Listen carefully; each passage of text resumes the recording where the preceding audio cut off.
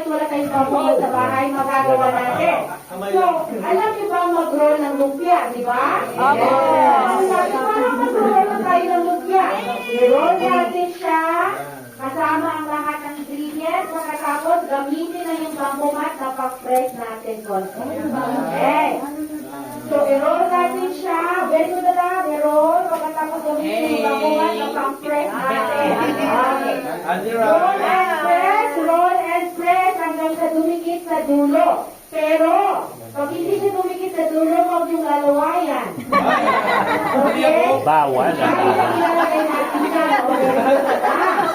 To make it consistent, ganito natin. Ilagay sa loob ng pampuman para magdikit-dikit lahat ng mga ingredients sa loob. To make it consistent, ganito rin. Okay.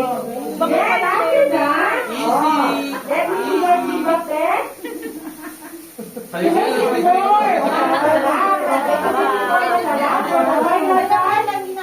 tayong sesame oil. Tingnan naman natin yung sesame oil talaga. Baka kasi yung soup yun.